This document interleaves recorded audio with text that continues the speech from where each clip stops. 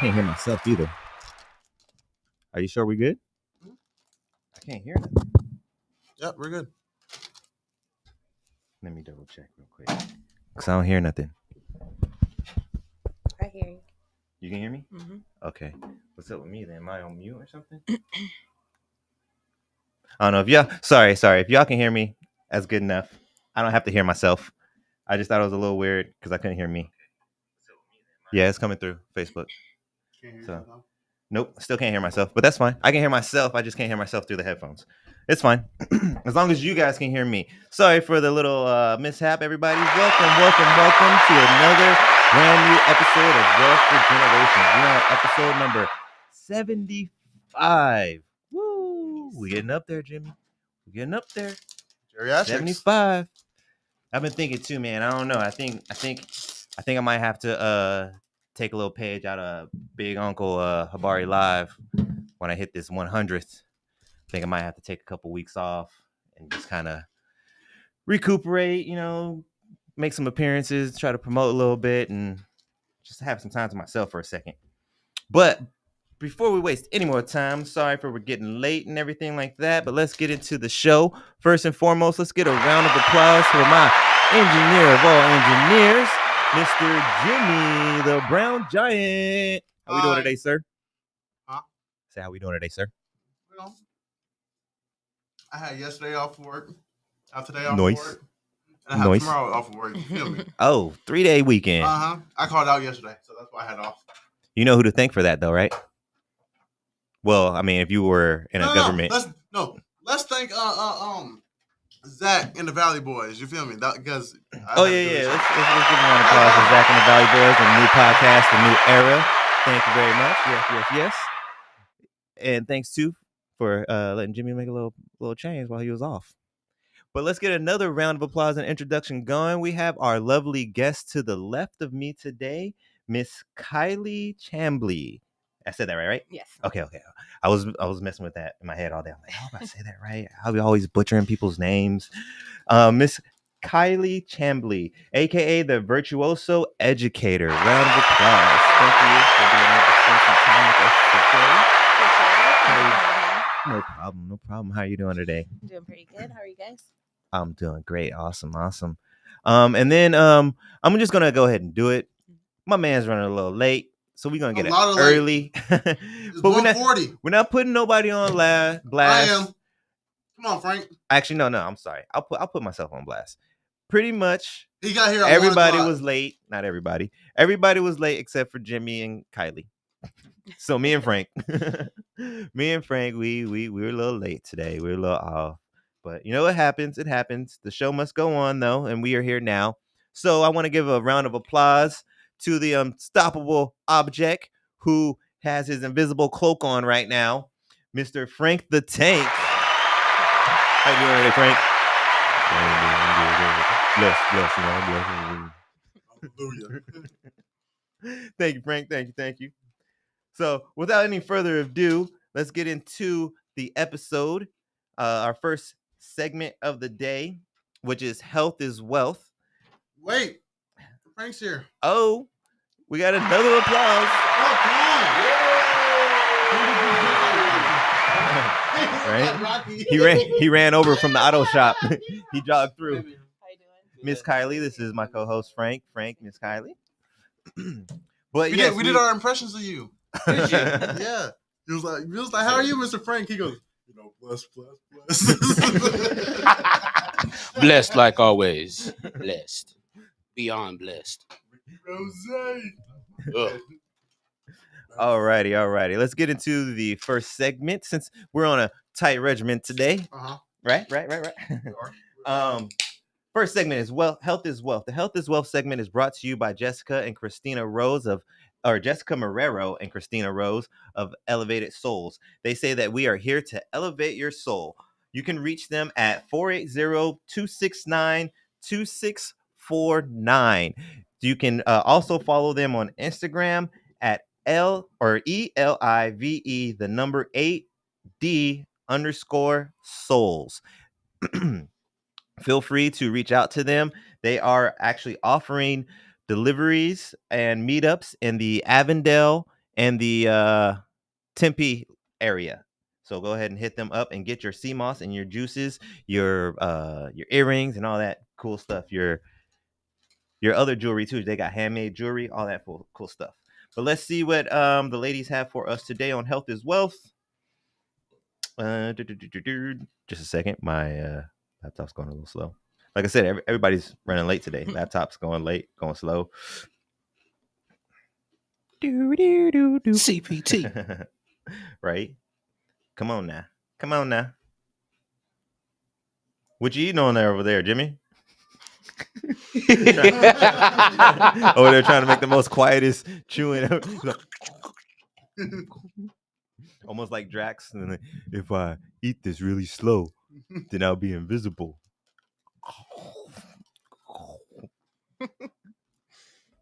I don't know what y'all talking about. Oh man, this thing is not liking me right now. All right, hold on. I'm trying to push my mic away and be courteous, Elijah. Okay, I'm sorry. With that Mr. Rogers shirt on. Essential. Hey man, you. We have a respectful educator here today, so I thought I would put my educator sweater on today. I'll put my smart man do-rag. Good day, boys and girls. I ain't gonna lie, Mr. I don't even talk like that. Hey, let's put some respect on Mr. Rogers. You know, Mr. Rogers is walk in with some penny loafers and change it to some Air Jordan 1. He would be fly though. That's okay. He slipped on some Air Force Ones. You know, slipped them on, put on a do-rag, took off his shirt, wore a tank top. Trying to educate the Gotta do what you gotta do, man, for the homies. Bro, Mr. Rogers was a thug. Let's get into the Health is Wealth. Health is Wealth. They have for us today is essential oil diffusers. Essential oil diffusers are believed to have potential health benefits, including relaxation. Certain essential oils like lavender and chamomile may promote relaxation and reduce stress. Improved sleep, not sleeped. That's not even a word. Some oils such as lavender and cedarwood are thought to aid in better sleep quality. This isn't like blue. Mood enhancement. Citrus oils like, all right, Miss Educator. Mm-hmm. I have this almost every episode. Okay. You can't read. I can read. It's not big words.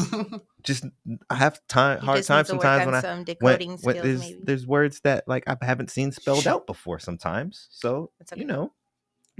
I didn't pass hooked on phonics. Don't feel bad. What's the letters?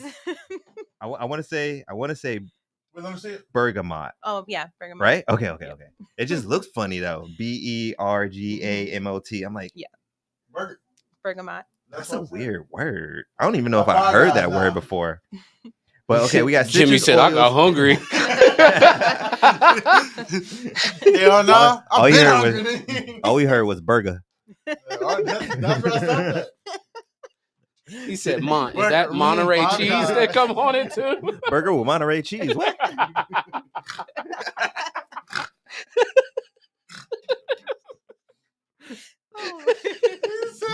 So we have mood enhancement. We have citrus oils like bergamot, not burger with Monterey Jack cheese. But it may uplift mood and create a positive atmosphere. Maybe we got some bergamot floating around in here right now. I don't know. Respiratory benefits. We have eucalyptus and peppermint oils may help with respiratory issues and provide a refreshing sensation. Antimicrobial properties. Tea tree and eucalyptus oils are believed to have antimicrobial properties. Ooh! I was kind of surprised I got that right on the first time. The antimicrobial. I got it right on the first time, and then she threw it at me twice. I'm just. You did your due diligence. That's for me. No, I didn't. I actually walked into that totally blind. I didn't even look at this today before I came in. You slipped in your due diligence? I slipped in. What Kawhi Leonard said. Indubitably. Who said that? Kawhi Leonard. Kawhi Leonard? Who's Kawhi Leonard? I'll show you later. You don't know who Kawhi Leonard is? No, I thought you messed up their name, honestly. Oh, man. What? Just leave it. Leave it alone. Leave it alone. Leave it alone. Do you know? Even she knows who Oh my Kawhi gosh, you Leonard is. suck. Like, hey, just leave it alone. Leave it All alone. right, on to the next one. On to the next one. Next Damn, segment I of can't the let show. that go. That's like upsetting for me. Like, I'm deeply It's offended. upsetting for her. Did you see her face? She She said, was like, "You don't know who you don't know Kawhi." who Kawhi Leonard is? Oh, Kawhi Leonard. Yes, basketball player. Ah, clap. Yeah. I don't know what. Cursed you out. It was after you said the whole name. That's I what I got said. it. No, you said just Kawhi at first. That's what I was like. I mean, who? that's who. But That's I all you don't. need to But I know, don't watch Kawhi. sports like that though. That'd be like you coming and just saying Michael. You know what I mean, Michael Jordan. But how am I supposed to know Michael you're doing a Jackson. basketball reference? How am I supposed to know you're doing a basketball reference? Could have been Michael Jordan. Could have been Michael Jackson. And he said, He sounds so enthusiastic. I mean, it's just more questions you have to ask me in order for me to tell you about myself. I just can't give you the whole spiel. he's so stupid. I don't even know where you're sitting That's snort. That's He's our a- snort. I he forgot to said- go live on my he Instagram. said, So we got asking the masses. Asking the masses is when we go to the enters of net and get on social media, ask a question for the fans and the viewers, and kind of get a little bit more interaction. So this week the question was: so we are currently in a world where the truth is being set free. How do we make sure our children learn the correct history? And just for anybody that's not totally aware or on top of everything of what I'm talking about, just common things. I don't want to get too deep, but just things like it's becoming more voiced out in schools about Christopher Columbus and his exact situation. You know, when we were taught and when we were in school, we were taught that Christopher Columbus actually discovered America and discovered the Native Americans and everything like that.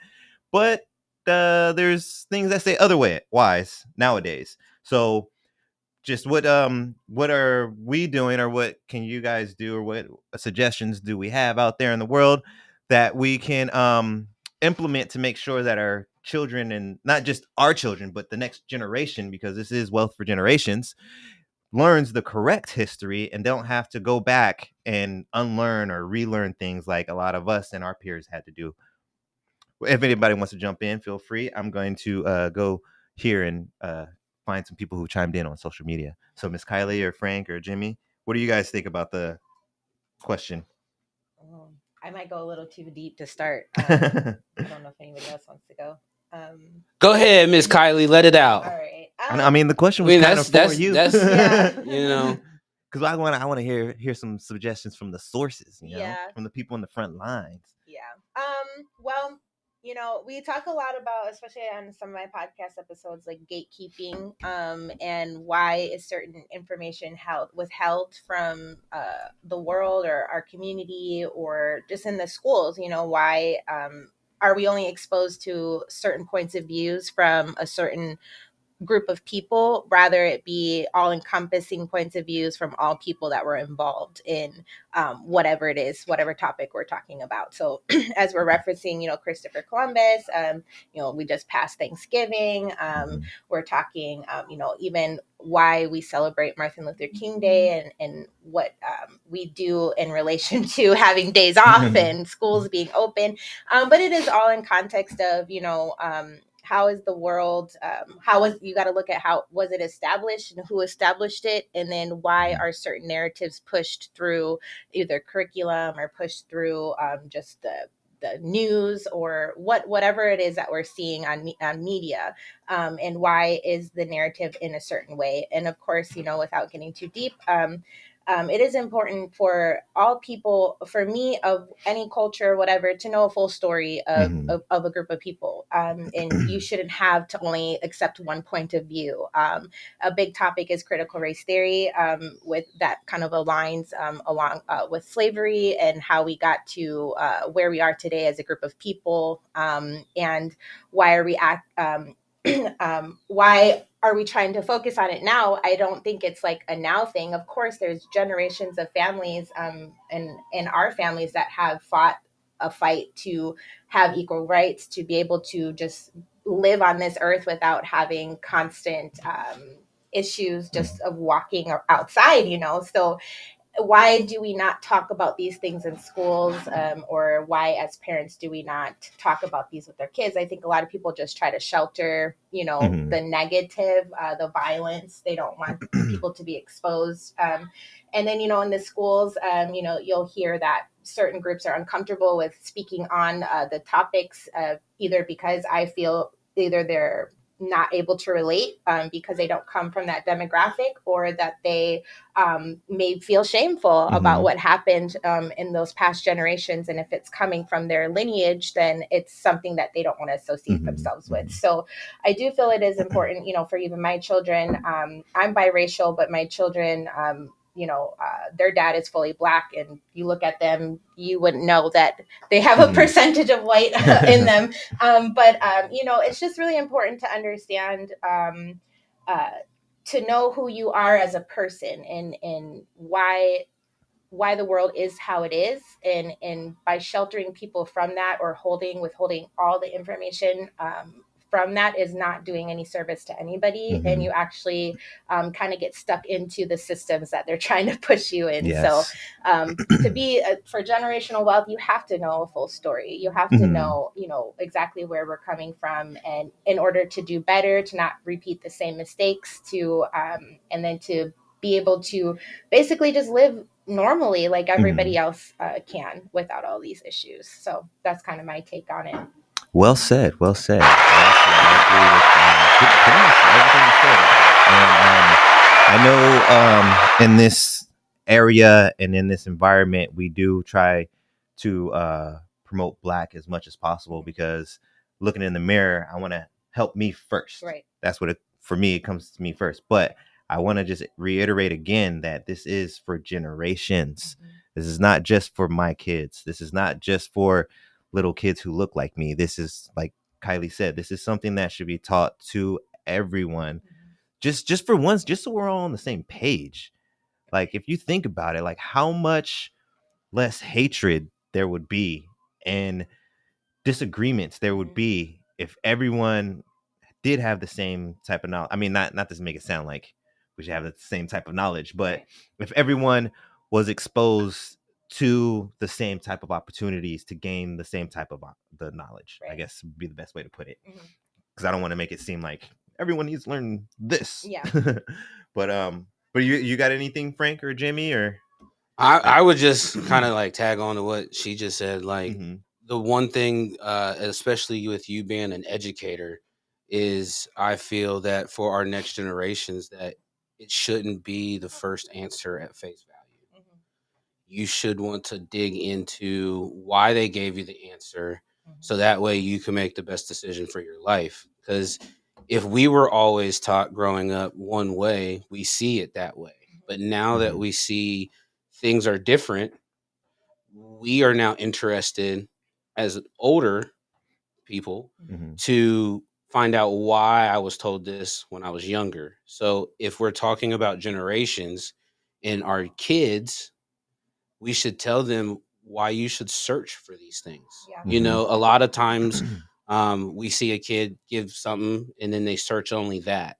And then they're based on what either we've told them, someone else that maybe have an influence on them, or what they see. But if we can help our generation want to look past the first layer, because everything's about the first layer. When you see something on there, we see the top layer, but why did it happen? We don't look at that. Like, you go back into history and everybody's like, well, JFK got killed. Why did he get killed? What was going on to get him to that point?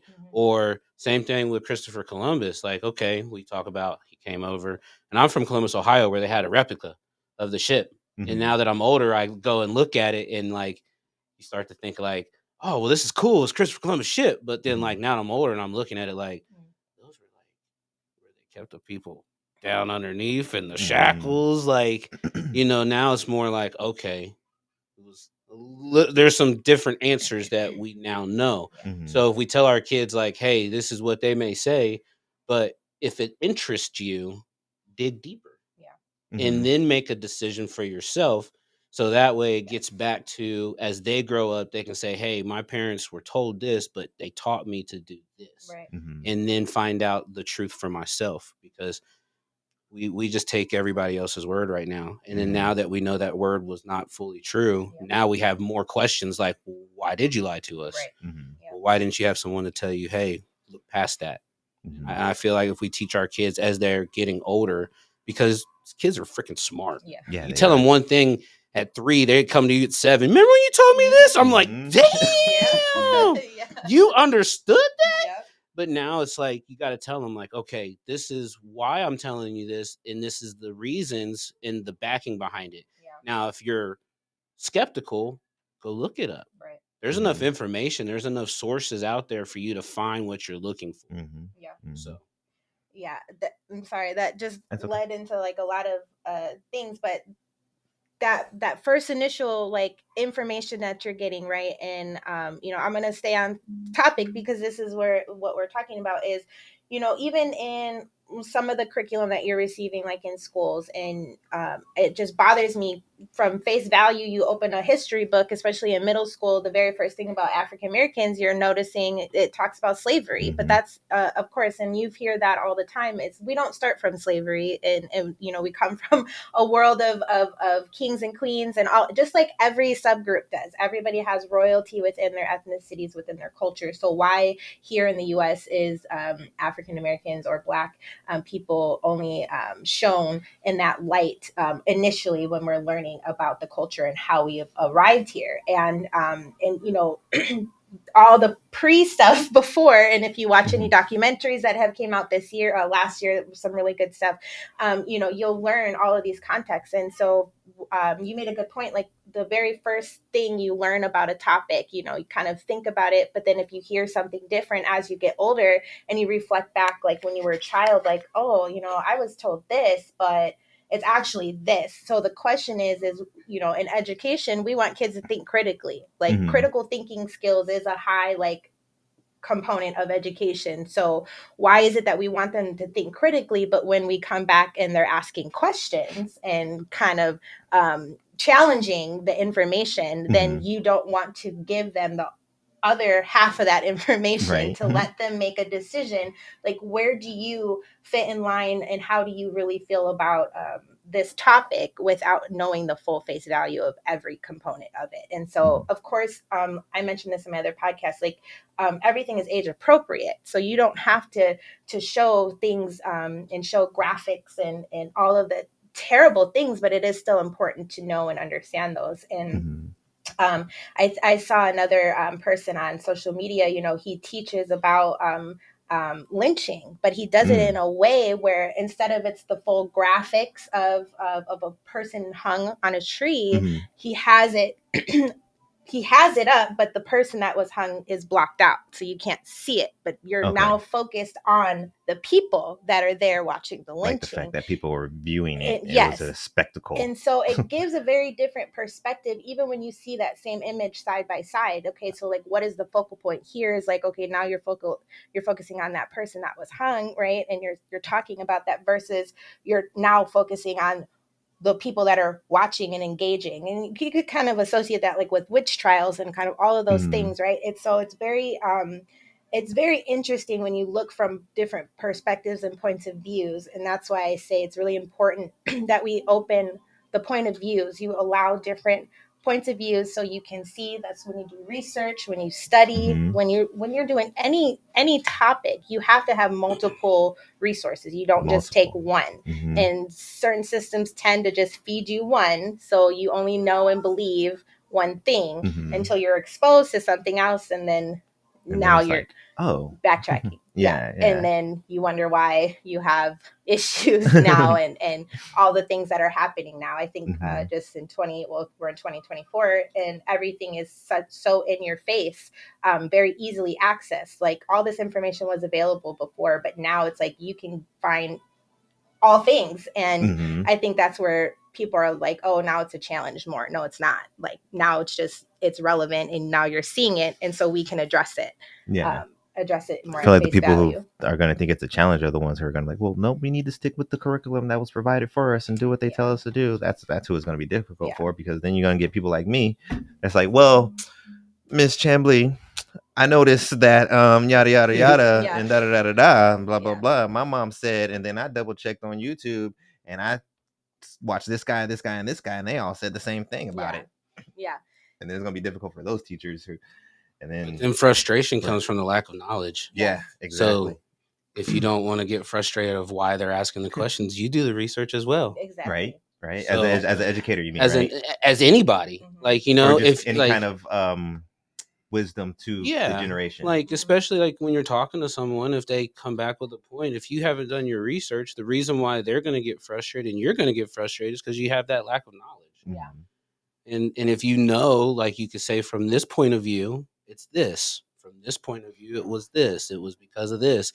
And then you give that person enough ammo for them to make a decision for themselves versus, I'm the educator. This is what I'm teaching you. This is what it is. But when the kid does go find that YouTube tells them something different, and they come back and you're not like, well, you're like, okay, that makes perfect sense. And from that point of view, this is why this is like that. And I think to answer the question of, what do we do?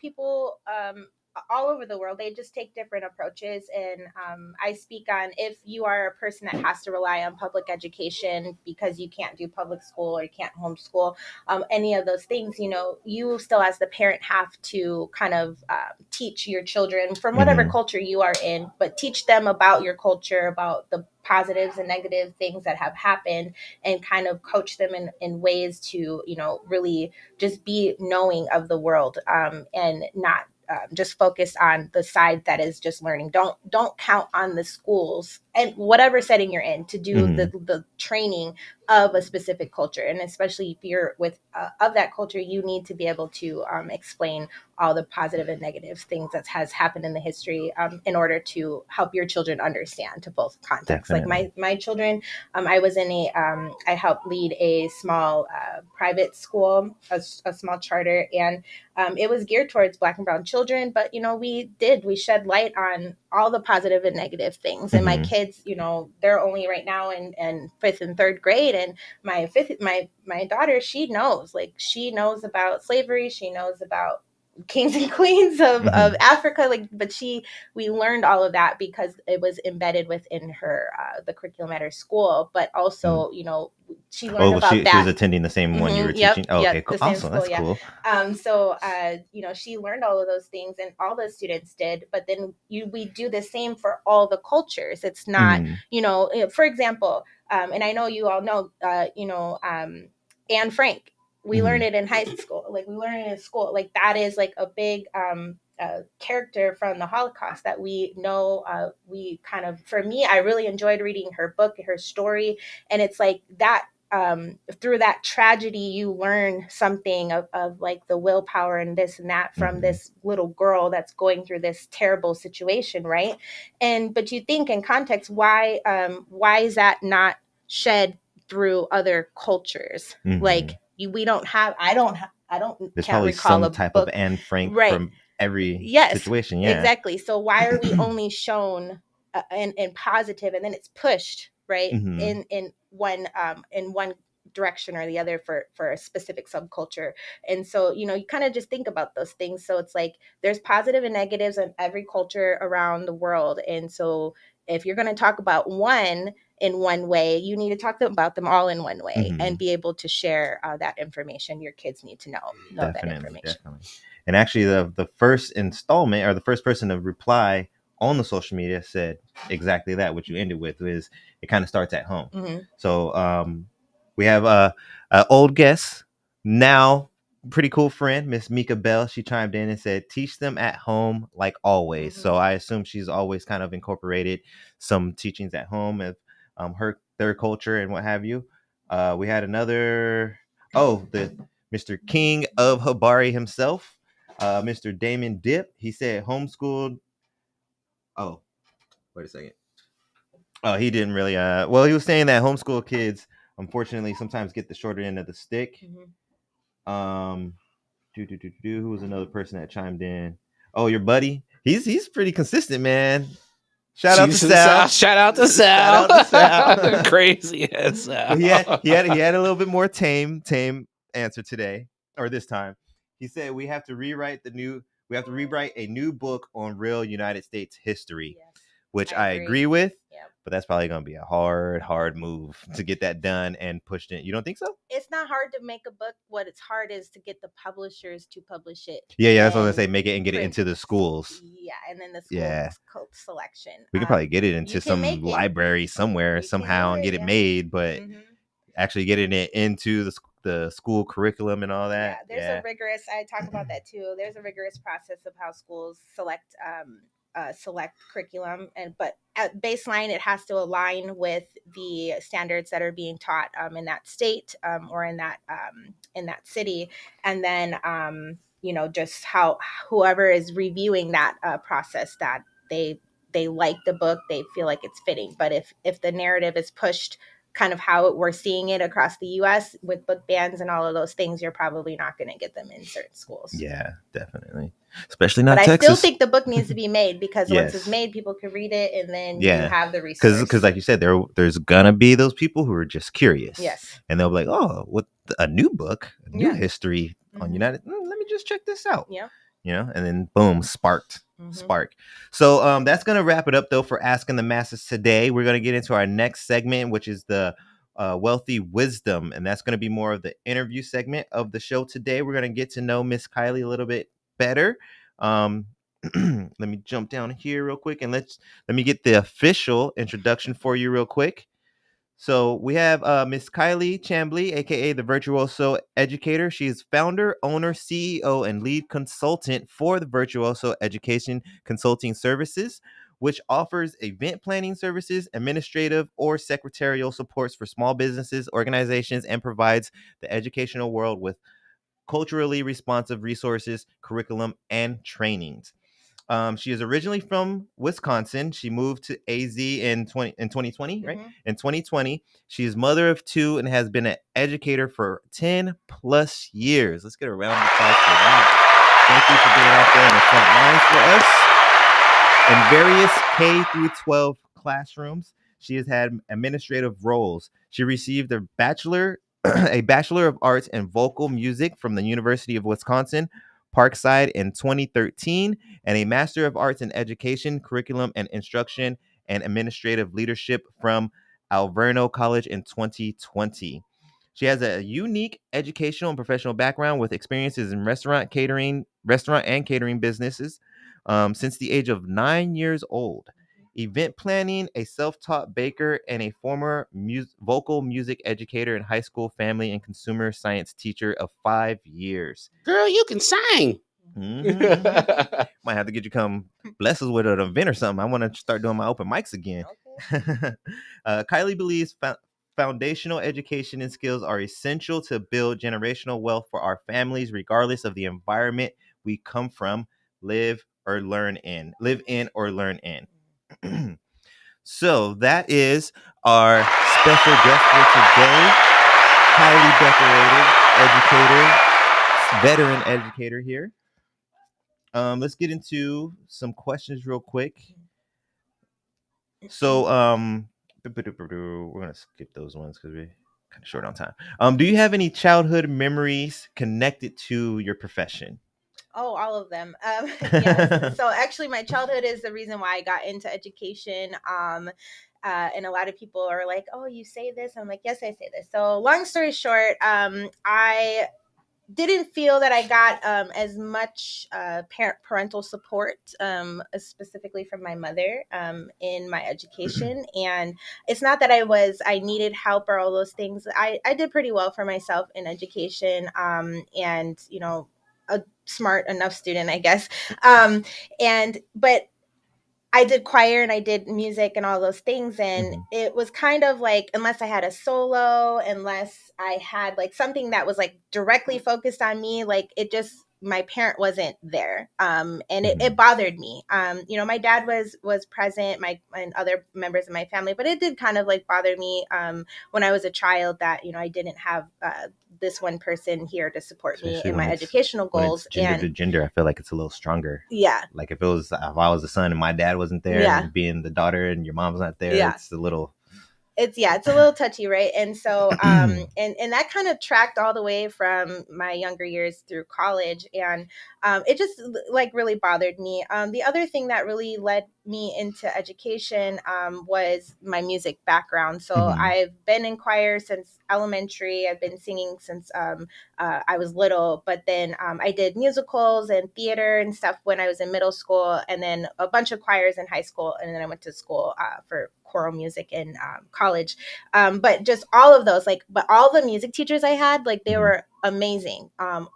Every year, not elementary, I'll say middle school, high school, and then my college program, and just how connected they were with the students. Mhm. I never saw them treat students differently, regardless of what they looked like. They were always very kind, very into the work that they're doing. And I was like, I want to be like that. And so I decided in middle school that I wanted to be a teacher, a choir teacher for middle or high school. And I kind of stuck with that. And then my journey kind of shifted a little bit into the culinary world, but I can explain that later. But yeah, so basically it's that's why you see me focus on a lot of the parent engagement and involvement. That is huge. That is something I talk on. And even as an administrator and as I work with teachers across the state, that's something that I work with heavily. And then for me as a parent, how am I with my own children in their education? And then me as somebody who's involved in the world of music and just building connections with people. That's the music world, I feel, brings that together for everybody. Definitely. And so I love relationship building as well. And so those are the areas that I focus on for my profession. For the profession. Awesome. If there was one thing, just one, because sometimes people are like, oh yeah, I'll try to say one. Just one thing. If there was one thing you could be remembered for, what would it be? Dang.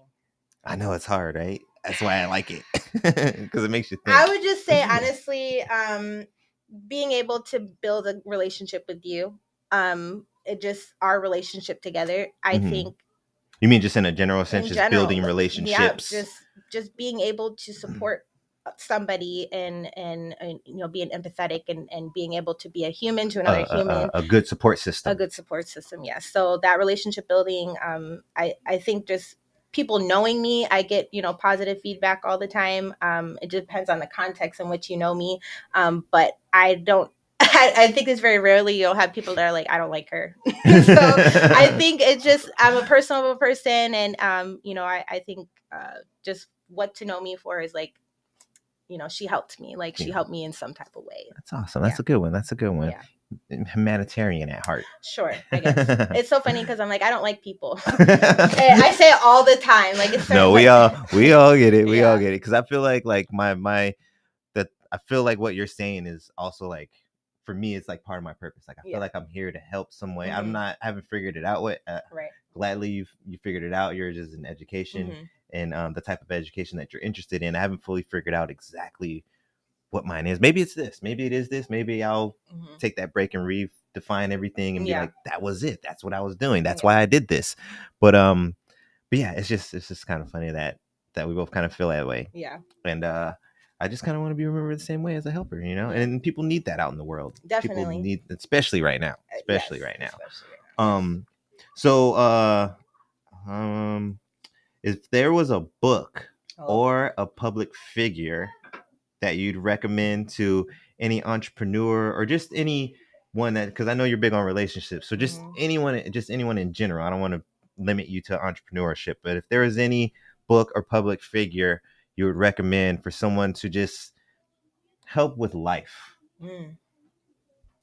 Oh man, that's a hard one.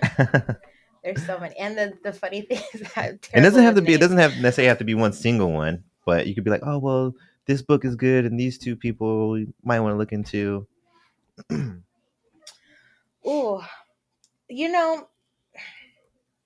Man, that's a great question. And I never really just sat and thought about that.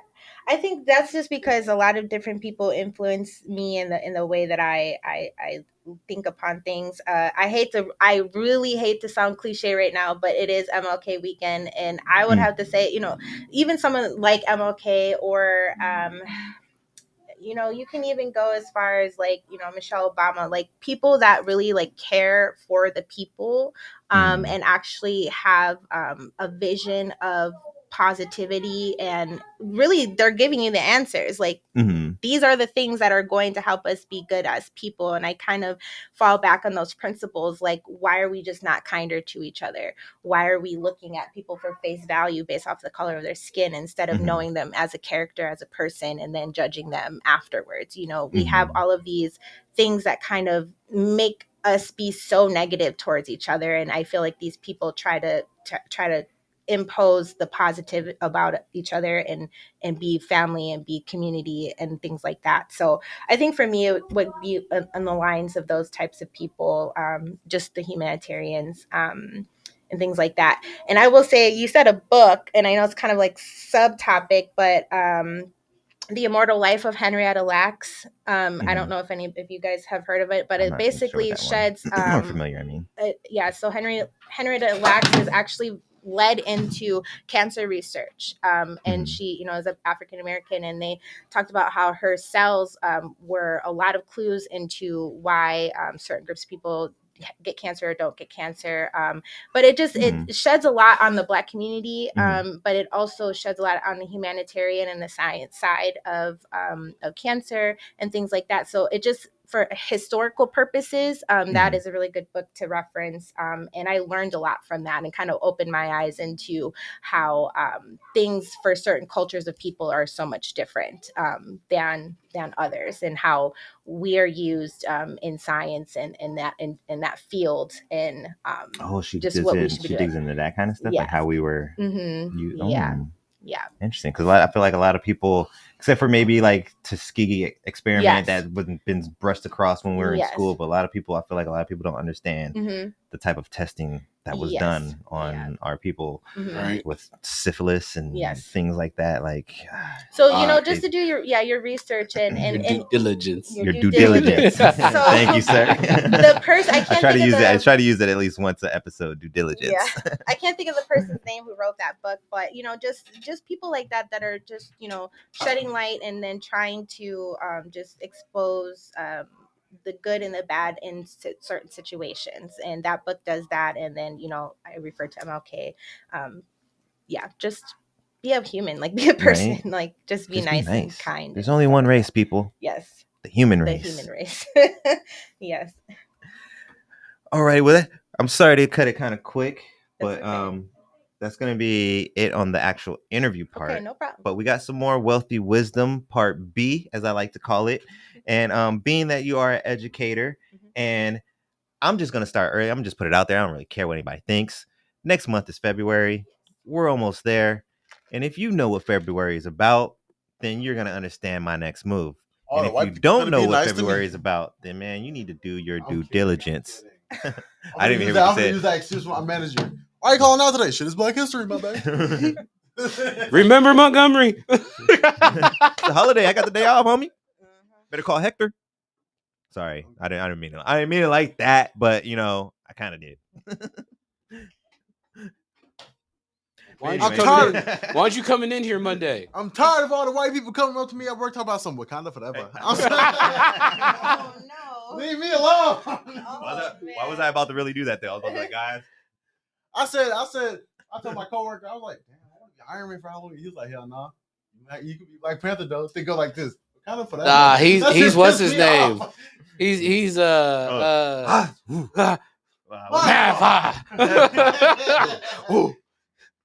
says, "This the legend of Cuckoo Kai." What do you say? You bald-headed demon. You bald-headed demon. Okay, so we got Wealthy Wisdom B. So since we are in the presence of an educator, and we do have a special month coming up soon, I'm starting now, and I'm probably going to stretch it just a little bit, just because I can. So why not? What's a couple more days? What was that? I said, what's a couple more days? Right. What's a couple more days? Black history all year round, though. That's right. It's right here and here and here and here and in there. There's Black History. 365. Baku. You look just like them too, boy. We Baku. get you a chest plate and some wolf hair on your shoulders. That's who you need to be for Halloween. Screw that Wolverine outfit. That's you next year, bro. Screw that Wolverine outfit. I told everybody, if I get in shape enough by Halloween, I will shave my head off and I'll be Kratos for Halloween. I'll completely shave all my hair off. That's Super Bowl. Man, you better be spending every day with Zach at the gym if you're gonna look like Kratos. I go to the gym more than Zach. You do? Yeah. All right, so who's familiar with Miss Fanny Jackson Copen? I think I said it right. Copen or Copen? Anybody? No? Awesome. Cool. I get to educate you guys. Great. Awesome. So we have the trailblazer who didn't just break ceilings, but shattered them with style. Back in the 1800s, while most were still figuring out corsets, Fanny was busy revolutionizing education. As America's first Black principal, she wasn't just running a school, she was orchestrating an educational symphony. Picture this.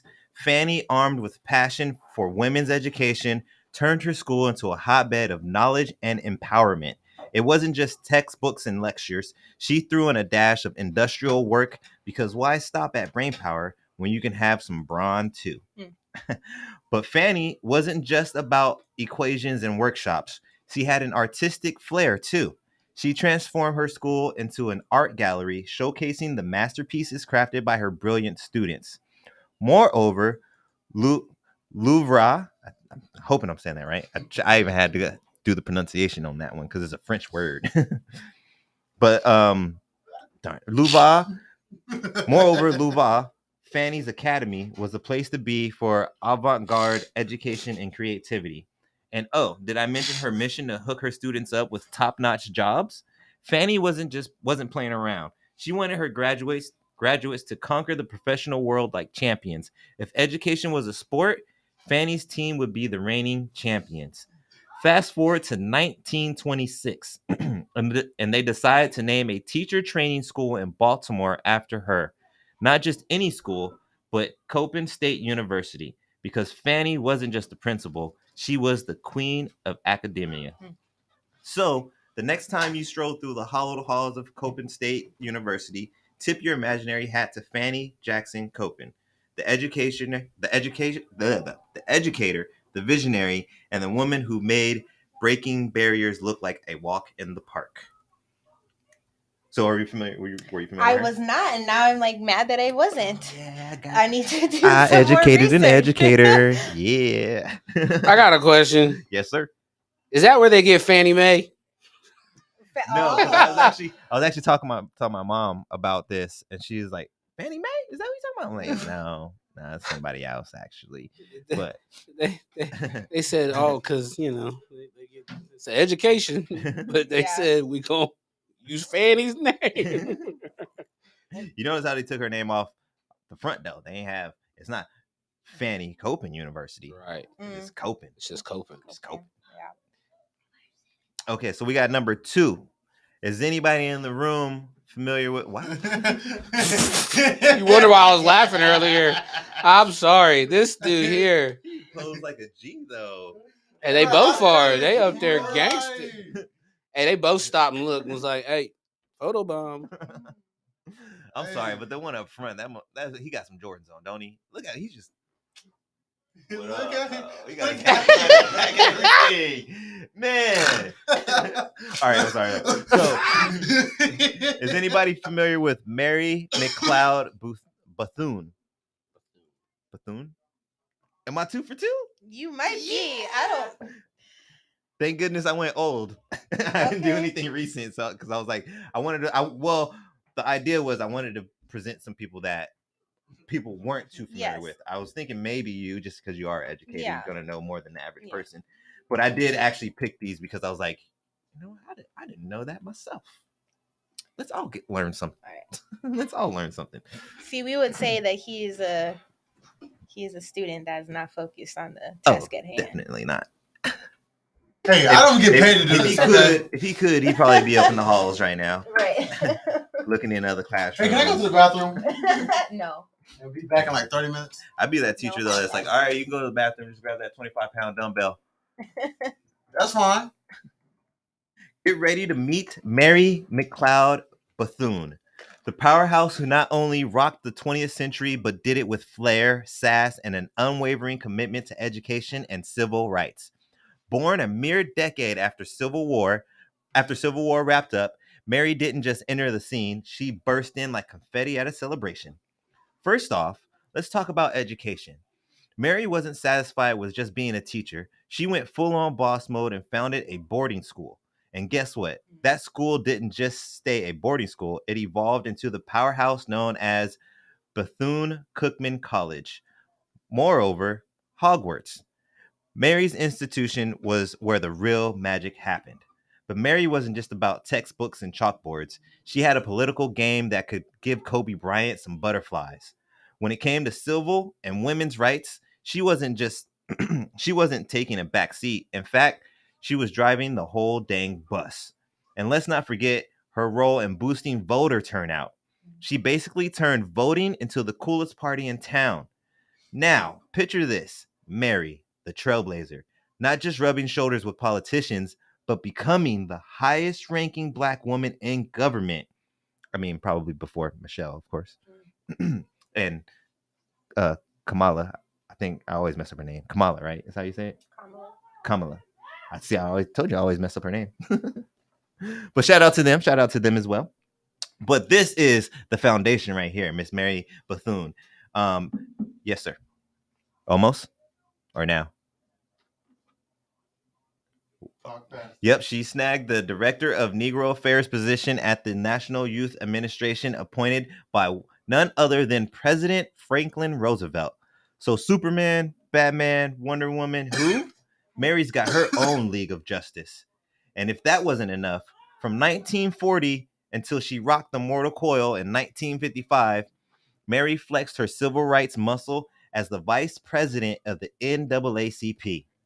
Because why settle for one title when you can have a whole alphabet soup of accomplishments?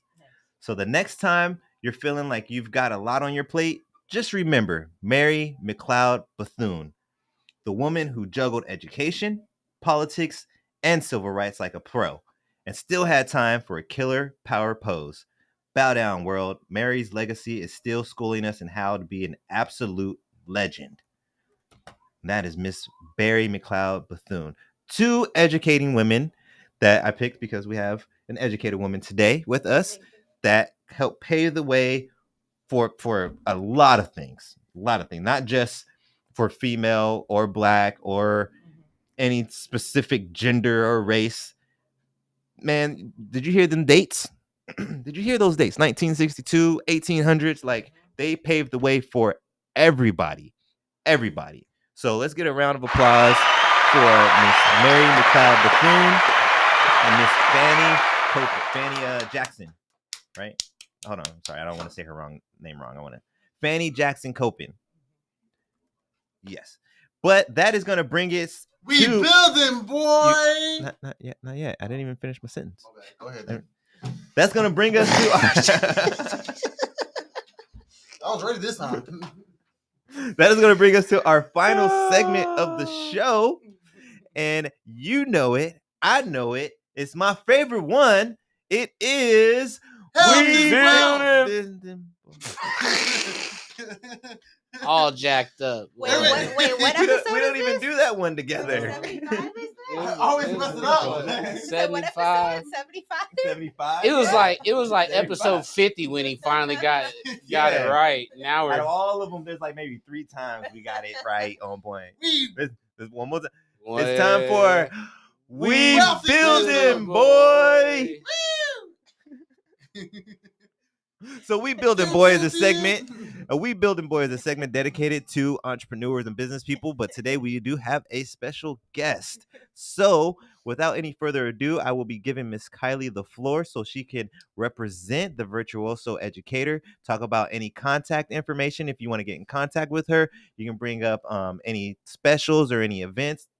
Feel free to bring up the Black History with the grassroots and stuff like that. But I'm gonna just back off because we're getting kind of close, and I'll let you have the floor. Promote. Okay, sounds good. Thank you very much. So again, I'm Kylie. I go by Kylie Elizabeth, the Virtuoso Educator. You can find me on Instagram, Facebook, and YouTube at the Virtuoso Educator. So again, I'm an educator. I encompass a whole bunch of different platforms and backgrounds. So if you are a small business or a small school and you are looking for cultural responsive curriculum, or if you need administrative or secretarial research resources, I can support you there. I can also do any back end organization for you, help you with your meetings, help you with a lot of different secretarial tasks. So I like to do that. I'm an organizer. I know Google like the back of my hand.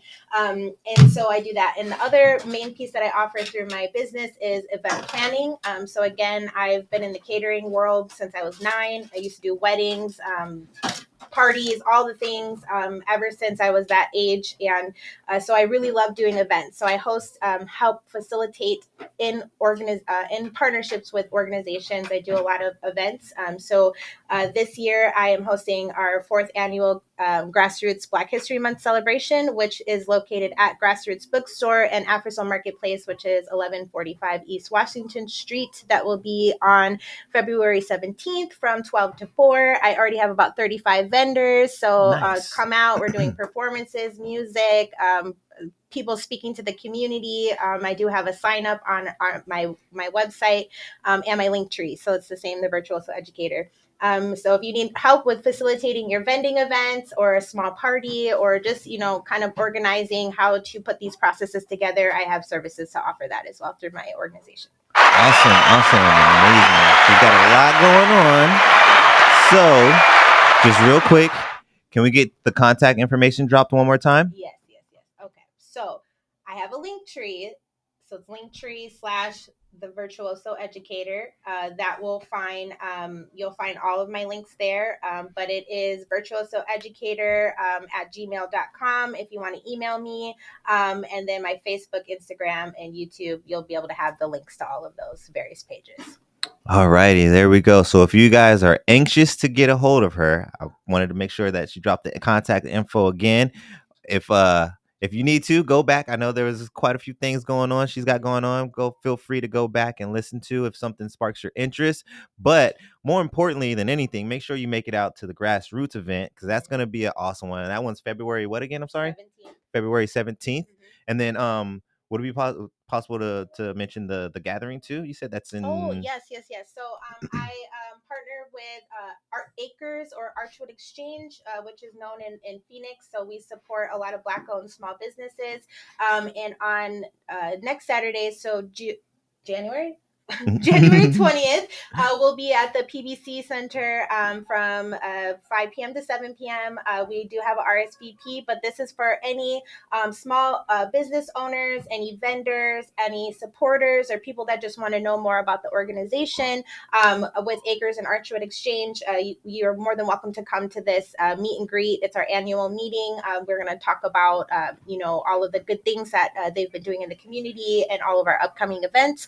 We'll be also pushing out a new programming to help support those with small businesses that want to push certain products and kind of elevate those products up as well. So there's a lot of good things happening through Acres and Archwood, and then I'm helping to facilitate those events as well. So that is on.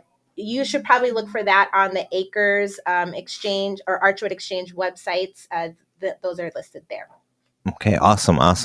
And before we get to the very, very end, I just want to take one moment.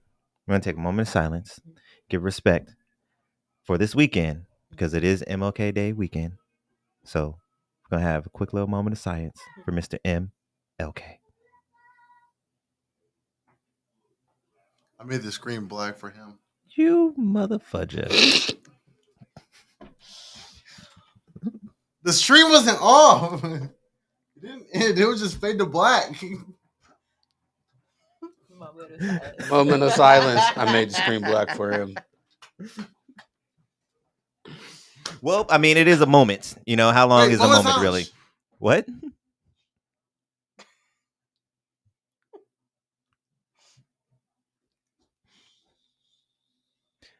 Thank you, everybody. Thank you for tuning in. 20 seconds. 20 seconds. 20 more seconds.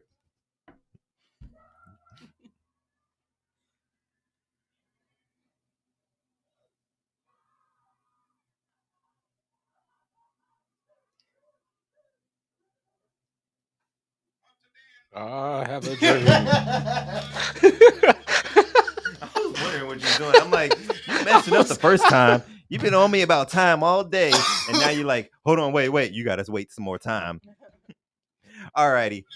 As awkward as that was, I'm sure you guys do understand that we have respect for the gentleman, but unfortunately, we are running out of time. I would love to stay in chat. What? That's been going viral lately because of Jonathan Majors said he was a Coretta. Oh. And then Martin Luther King's daughter came out and was like, "Don't do that. Don't do. Yeah, you get hurt. You'll get hurt like that for real. Though, don't be making jokes about Mr. King. Mr. King got shooters out here. But anyways, thank you all. Thank you all for tuning in to episode number 75. I want to give a round of applause for my engineer of all engineers, Mr. Jimmy the Brown Giant. I want to give another round of applause for my co-host, Mr. Frank the Tank. Yeah. And then I also want to give sexy in the another round of applause for my lovely guest for the day, Miss Kylie. And then we got one more. And last but not least, this one's for you. Thank you to all my supporters, viewers, everybody out there. And on that note, peace. Yeah.